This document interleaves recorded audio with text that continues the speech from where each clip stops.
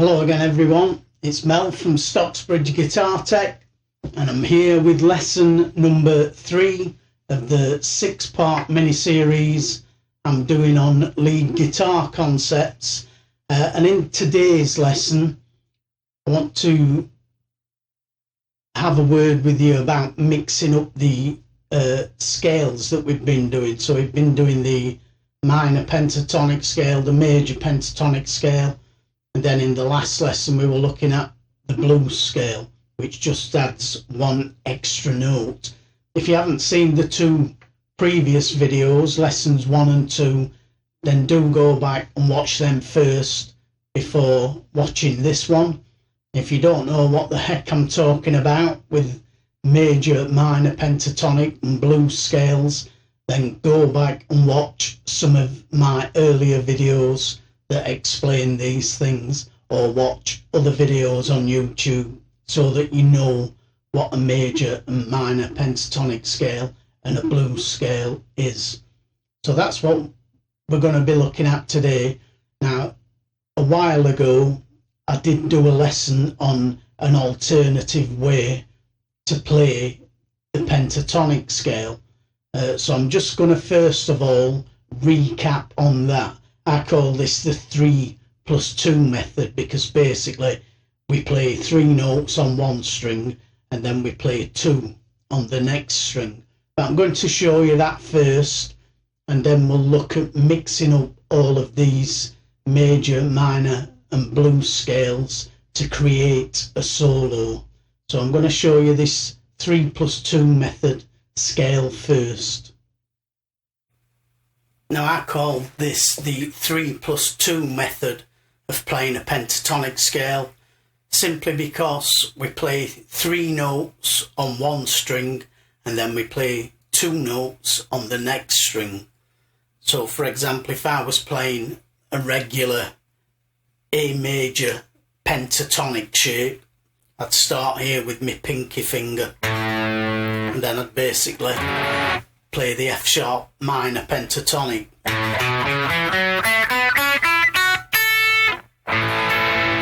That would give me A major.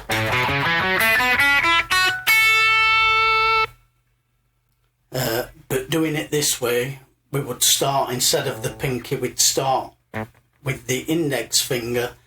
We'd play index on the 5th fret of the low E string, and then ring finger on the 7th fret, and then we're going to slide that up to the 9th fret,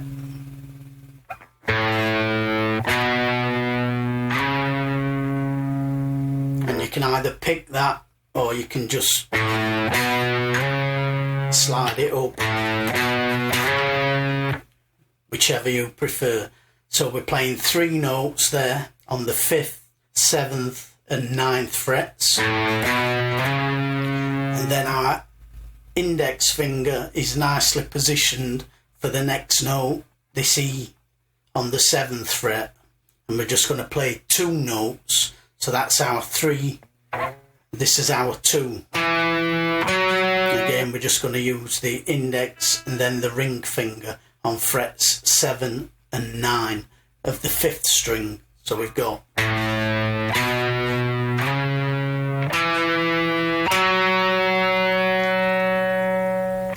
instead of playing it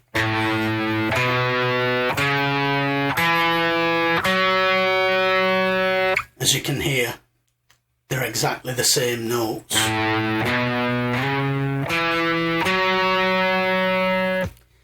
And then all we do is duplicate that exact same pattern,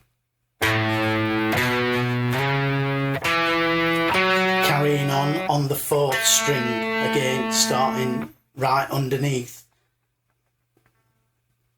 so at the 7th fret. So we start on the 5th, now we're into the 2nd octave, starting at the 7th fret on the 4th string. We just play that exact same thing.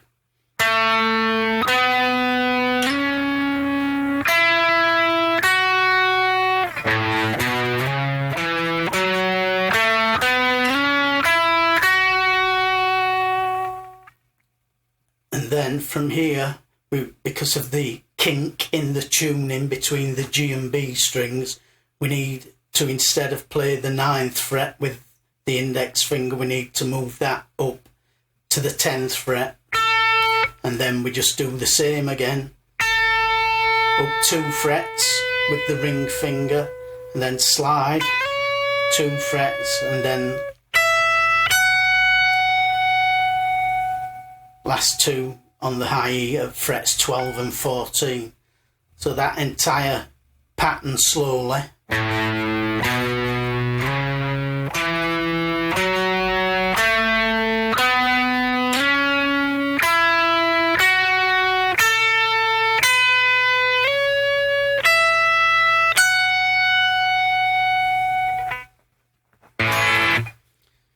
And if you wanted to, from here, you could slide it up to that high A.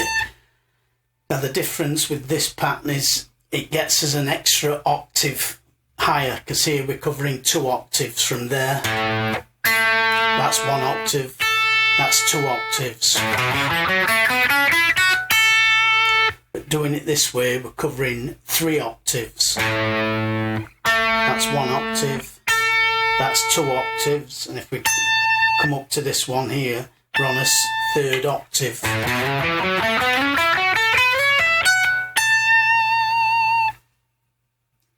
And then obviously you need to practice it coming down as well. You just reverse the process, slide down with the ring finger.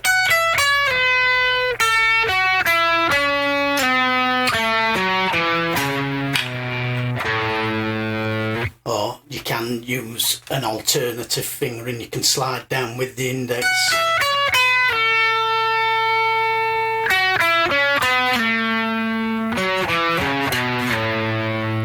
So try both ways, decide which one you like best.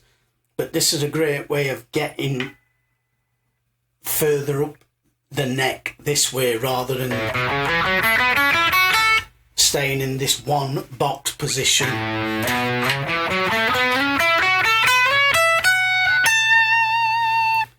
It gets us all the way up to there from here. So it's very useful. It's also a good way to transition between your different pentatonic shapes. So that's that 3+2 pattern.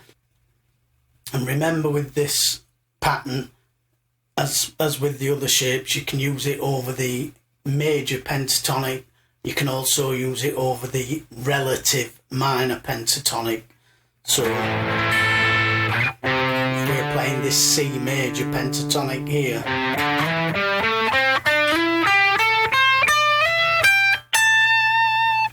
we can also use that over A minor as well.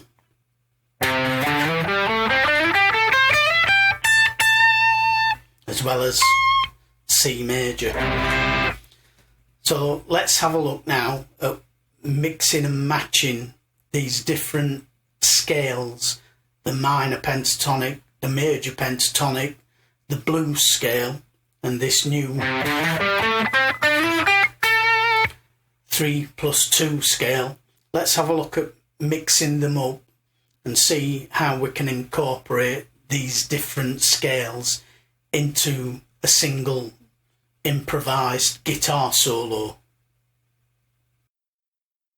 So let's see how we can use these scales and mix them up a bit, mix and match them to create a solo. So I'll just do a very, very simple little loop in A.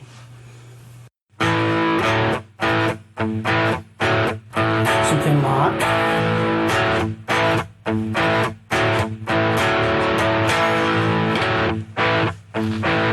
We've just got that boogie going. So we'll start off in pentatonic minor.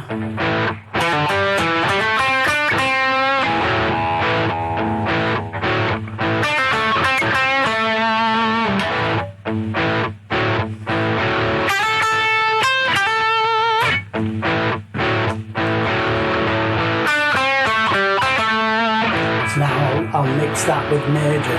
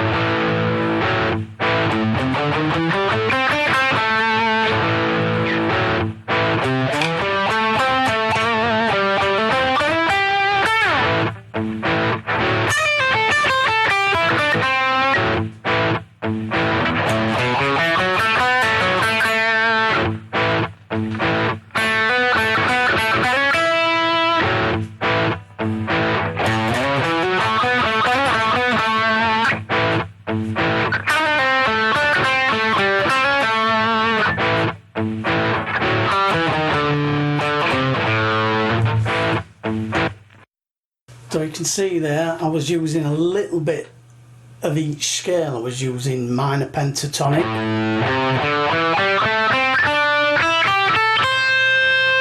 in its various guises, and then I was using the blues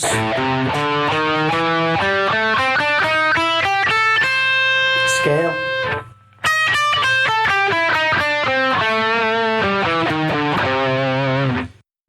Then I was using major pentatonic down here. I was also using that new shape here.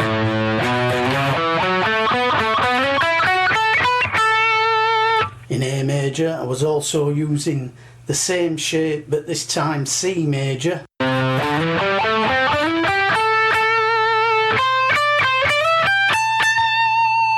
So I was mixing all of those different scale types up to hopefully create something a little bit more interesting than just playing in a single minor pentatonic scale or a single major pentatonic scale or a single blues scale. There's a lot for you to get your teeth into there. I want to try and make this lesson a bit shorter than the previous two lessons because they did run on for about half an hour or so. Just practice over a very simple single chord, playing these different scales, patterns and scale shapes over that single chord, and see what you can come up with.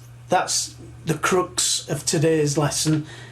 Learn that 3+2 pattern and practice this over a simple single chord loop, or if you're feeling more confident, a 12-bar blues type loop or something like that.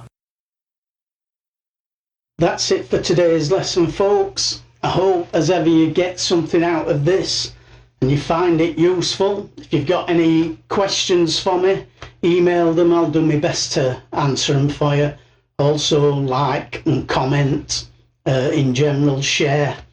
Please remember to subscribe, click the little bell notification.